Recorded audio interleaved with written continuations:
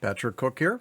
So welcome to session number 11 of our tutorial series number 4, which is entitled Fun with Mandelbulb3D Mutations. Now in the previous session, we were just finishing up talking about the iteration count probability. All right, and we had talked about exchange, add, remove formulas. We demonstrated it, change parameters of formulas, change the Julia mode if the Julia mode is enabled, right here, okay, if it's enabled, okay. And we finished up talking about the change the iteration count, which is the iteration count that is related to the formula slot. Not this hybrid one. Okay. All right. Now that puts us in pretty good condition. Let's make sure everything's disabled. Let's talk about these generations. Now, this generation history can be very helpful. Very helpful. What the MutaGen does is, let me get all the way back to generation number 1.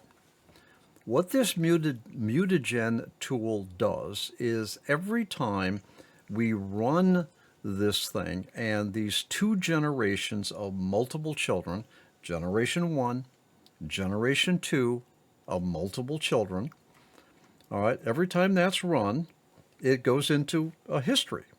So when I ran this, all right, that gave me this first generation. The term is a little bit misleading. I guess generations. Okay, this is generation 1. This is generation 2. Okay, so this is actually sort of like generation. It's a kind of a generation run. This is not generation 2. I'm thinking of this side being generation 2. This is generation 1. A little bit misleading, but I think you know, once you understand the nomenclature of the application, you understand what it is. This is actually generation history. Now, why would you use generation history? It's actually pretty clever. Here's what I'm going to do. I am going to send this back up to the main editor. I'm going to give us just a place to start. I'm going to clear all the generations. All right, clear all previous. Oh, well, I got to be at the far end. When I click clear all previous, it will wipe out all of the generations prior to the one that I have currently displayed. So right now, for instance, I've got generation 15 being displayed. I want to get over to the last generation and clear all previous. Boom. Yes, that gave me a fully clean history so that we can talk about this. So let me send this down to the MutaGen. Here we go. We got a nice clean start. Let's clear that one too. Yes. Okay. We got a nice clean start. We got generation 1 of 1 sitting right here. All right. Let's turn stuff on here so that we can actually see the difference. Yeah, that's good. Let's mutate. Now, I just turned all these probabilities up so that we just had different mutations so that we can kind of demonstrate what the value of this generation history is. Now, basically, you know, what I was saying early on in this tutorial series is that the MutaGen is a fast track to the discovery of Mandelbulb formula constructs. Okay. Now, we start with this bad boy right here, and we got a mutation almost immediately that is pretty radical based upon the base. And this mutation here is a mutation of this one, the previous one. This mutation is a mutation of the previous one. Okay. So I think you get that concept. All right. Now, here's the thing. I can double click on any one of these mutations and send it down and make it the base. So let me do that. Let me pick this one. It's pretty radical. I'm going to double click. All right. Now that gave me a new generation. All right. With the base.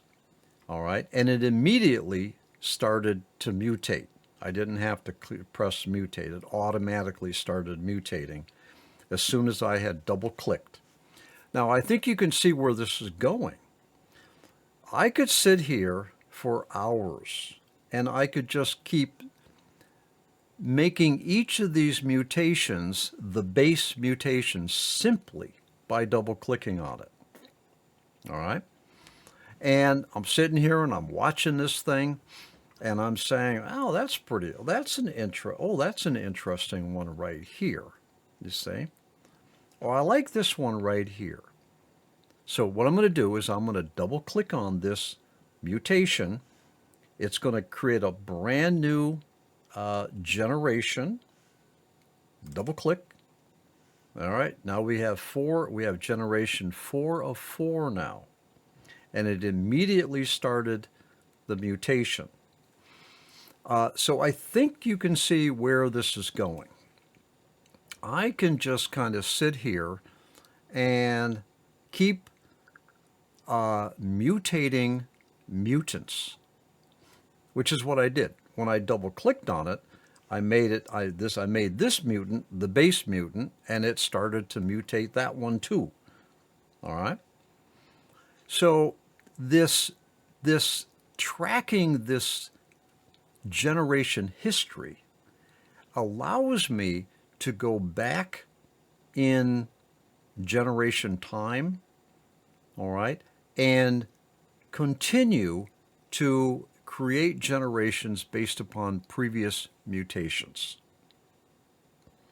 And that's really what it comes down to. By tracking the generation history, I'm able to continue a mutation history, all right, and sort of like extend the base mutation multiple times, not just 1, 2, 3 times, but 4, 5, 6 times, but 7, 8, 9 times, okay? So it allows me to really extend this generation history, allows me to extend a mutation branch. Now that might be a little hard to get your head around, but I think as you use this MutaGen tool, you'll begin to kind of understand the process that's going on. All right. So now I can cancel mutation at any time, and there's no harm done. I'm going to do that right now. Boom. All right. So I cancel the mutation. Okay. So it stopped mutating. So these mutants right here don't exist. Now let's take a look at our generation history. I'm going to walk back to 3 of 4, 2 of 4, 1 of 4. That's my first generation, which has no mutants. My first generation history gave me this. All right, so practical application. So what I can do is I can bop around in these generations, and I could be looking for one of two things. I'm looking for an interesting graphic that I can use as a still. All right. I don't know. That one's interesting. I'll think still now. I'm looking for a still.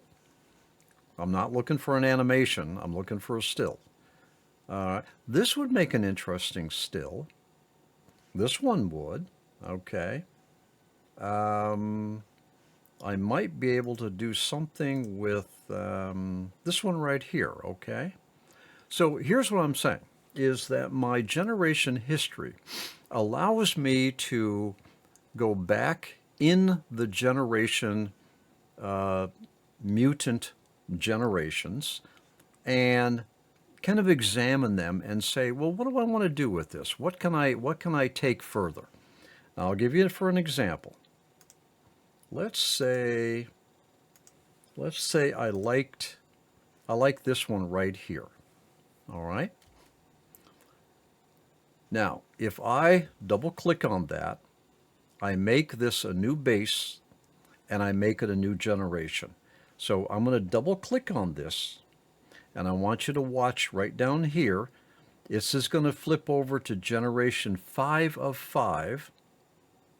Start mutating the base. Here we go. Watch. Double click. There's my 5 of 5. All right, that became my base mutation, and it immediately starts to mutate. So this actually came from generation number 2, I believe it was, way back. I double clicked on it. I made it the base of a new generation. And I can continue to do this for as long as I want. This is a way to be able to fast track your productivity and creativity. All right, so mull over that, and between now and the next session, I'm going to go get a cup of coffee. You do too. And when we come back, I'm going to kind of review what we just saw here. All right, because this is important stuff. Okay. All right, get a coffee. I'll join you, and I'll see you in the next session.